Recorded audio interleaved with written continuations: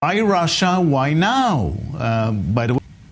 Well, who knows how the calendars of world leaders work, Jacob, but I think this was expected, India and Russia are kind of entrenched on so many different fronts in so many different ways, whether it's that I think this trip was expected. However, what is interesting really is that I'm sure you're aware, right? I mean, the US president is hosting, currently as we speak this week, he's hosting NATO leaders to celebrate the formation of NATO on one end of the planet. And NATO, as we're aware, was formed after the Second World War, as a way to kind of contain Russia.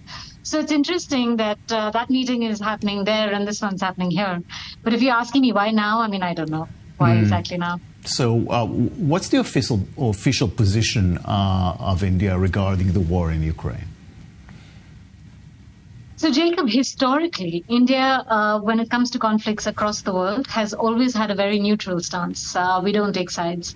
So when it came to the Ukraine war, we did not condemn Russia. We did not vote in the UN. We did not side with the West when it came to sanctions. But I think time and again, we have issued statements saying that diplomacy is the way forward and killing of civilians is not expected. In fact, just a couple of hours ago, Mr. Modi, I think it was a very, very direct kind of appeal to Putin, saying that war cannot be a solution and diplomacy and peace is the way forward. In fact, he also spoke about children being killed and how that was unacceptable. I don't know if you saw the videos of Mr. Modi and Mr. Putin. Yeah. There was a lot of warmth and, friendly kind of energies. However, he did make that statement for whatever its implicit worth is. I know Modi's. All of this is aligned with Modi's economic ambitions, very big ones, and his need for the Western economies. Right.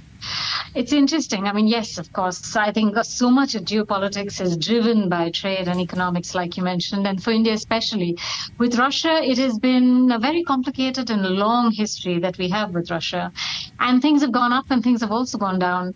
However, in the last couple of years, India has been sourcing oil at a discounted rate. So I think that is definitely going to be on the agenda.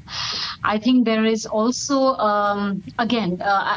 the figure for last year's trade was close to 65 billion, which is a huge increase from the previous years. And Indian exports is like minuscule. I think it's about 4 billion. So I think somewhere Mr. Modi will also try and address that imbalance. So economics, yes, but I think looking at it only from an economic point of view is really missing the larger picture, because India needs Russia for many other things. I mean, to contain China, for example, right? I mean, we aligned with Russia historically in the first place because the US aligned with Pakistan.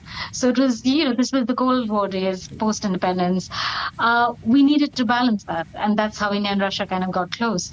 But since then, of course, so much has happened and so much has changed. But today, I think Russia is important, not just, again, not economically only, but also because it helps us contain China in some sense, right?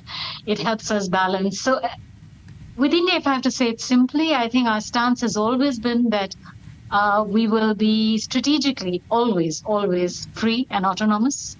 And we need to align ourselves with multiple partners in an individual capacity and not let those relationships kind of overshadow each other. So it's a kind of balancing act that you see taking place now on your screen as well. Yeah.